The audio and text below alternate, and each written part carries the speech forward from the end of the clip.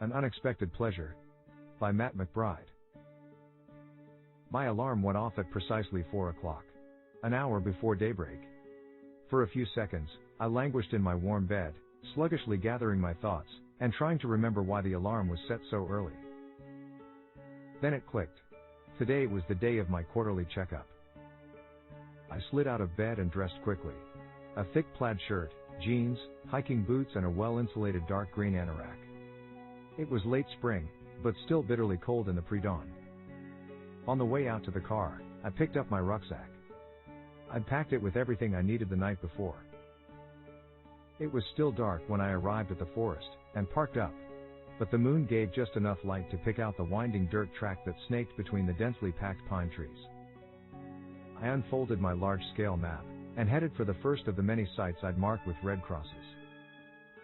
Halfway to the first site, a large 4x4, partly concealed under the trees at the side of the trail, caught my attention, and I stopped dead, listening intently. The faint thump of a spade, being driven into the earth, could be heard echoing in the silence of the forest. Approaching the car cautiously, I saw it was a Toyota Land Cruiser. It had no Forestry Commission emblems, so I knew it wasn't a Ranger. It was a private vehicle. Creeping through the trees, I soon saw the source of the noise. An overweight, middle-aged man was wielding a pick, breaking up the hard ground. As I watched, he dropped the pick, and used a shovel to remove earth from the hole he was digging. Then I noticed a rolled-up rug lying on the ground nearby, with 2 pale feet protruding from one end. A few more steps brought me within earshot, close enough to hear his labored breathing. He was so absorbed, he hadn't heard the crunch of my boots on the dry pine needles that covered the forest floor.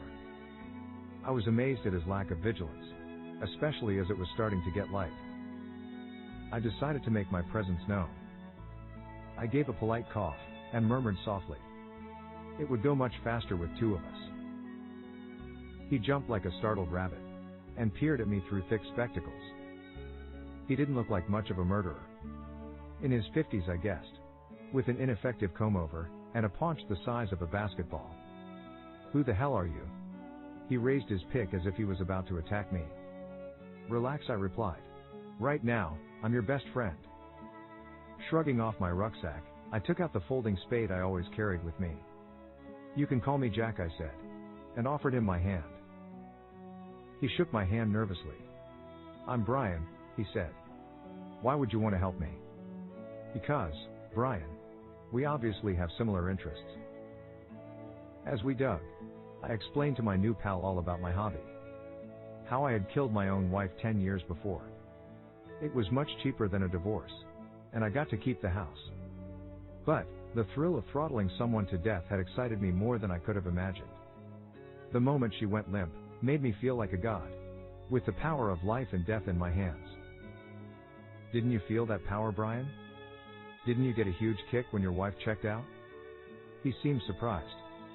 "How do you know that's my wife?" he said. "It's not difficult. Nice feet. And manicured toenails.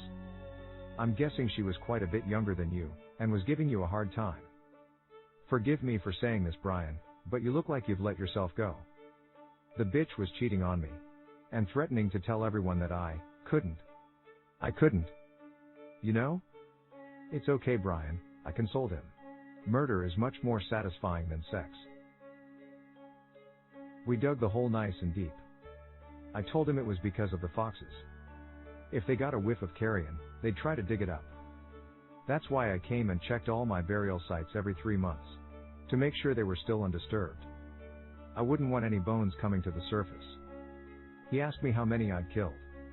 8, up to now, I said with a sense of pride. "They're all buried around here. But don't worry. This forest is plenty big enough for the both of us." He insisted he was never going to do it again. Why should he ever want to do it again? "Because of the thrill," I said.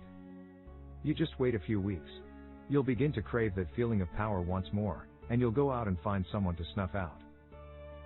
Maybe a homeless person. Or a working girl. Then you'll be hooked for life. Just like me." "No. Not me," he reiterated.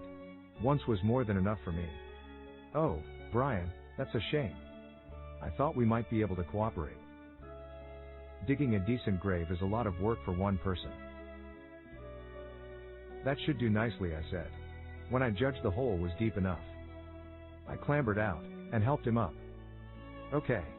You're the expert, he shrugged. I would never have thought it needed to be this deep. Oh. It certainly does. I can assure you of that. We lifted the rug encasing his dear departed wife, and dropped it into the grave with a thud. Brian immediately turned to retrieve his shovel, but I stopped him with a hand on his doughy shoulder. Wait, I said. Just one more thing to do before it can be filled in. I quickly pulled a garrote from my anorak pocket, and slipped it around his neck. You have to dig extra deep when it's for two people, I told him, as he struggled uselessly to breathe. I felt the familiar exhilaration flood through my veins, as his body began to shudder. Then he slowly collapsed to the ground, like a cheap tent. Thank you, Brian, I said gratefully. And sighed with contentment. That was definitely an unexpected pleasure.